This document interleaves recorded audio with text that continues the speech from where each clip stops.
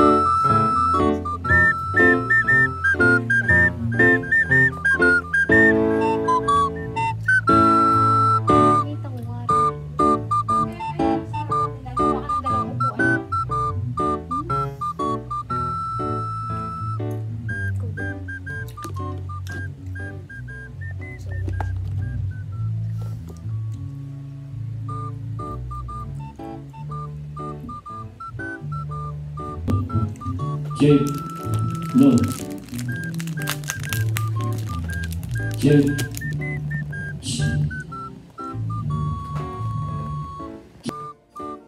So, okay na guys. So, ito na po. So, lalagay na po namin yung baso dito. Sabay naman. Sabay yung namin ito para. Baka may ano po siya. Ayan na.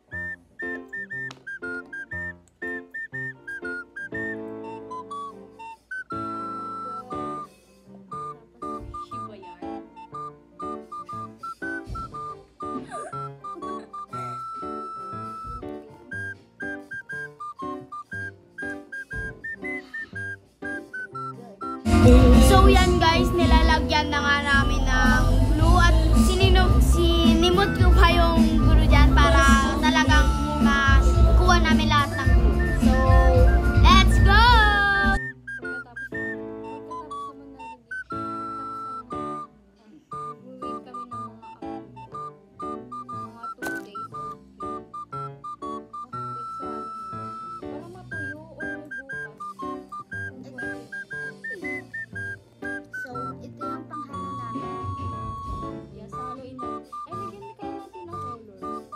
At yan nga, may naisip na naman kami na kunin ko ang paint para lagyan ng kulay red. At na may nili pa nga kami noon. So, lagyan na natin. Let's go!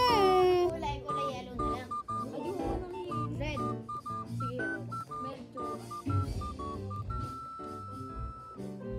So, ito yung kulay red. So, let's go! So,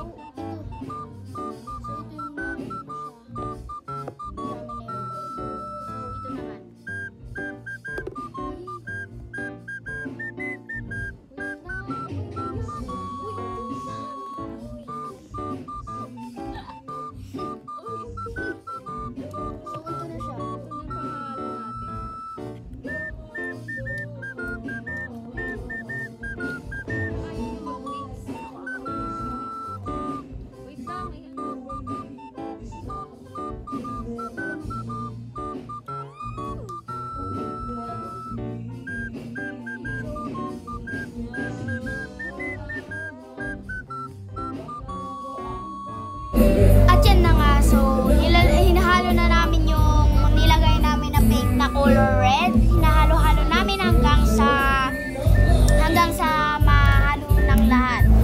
So, let's go. Mag-wait na lang tayo.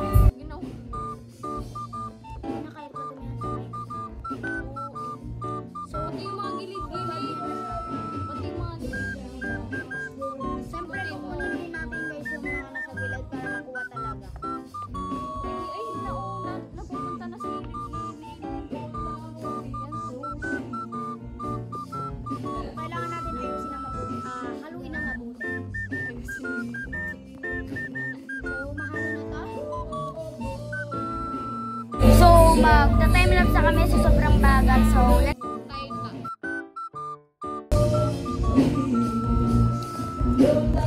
mahalo na siya guys. And red na siya. So, yung tapos wish, mag-wait tayo ng mga bukas siguro. Mag-wait na tayo ng matuyo siya. Basta yun na yun. So, saan natin siya ilalagay?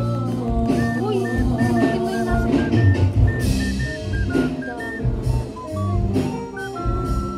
tatakpan muna natin siya and wait for how many days? 2 days. Yes. Tatakpan natin siya. Ito yung takpan. Makikita nyo na lang na. Ito guys. Ito din oh! So, maghuhugas lang kami, wait. So, ito na po ang ating aming nagawa. At Magwe-wait na lang po tayo ng 2 days. Magkita-kita tayo sa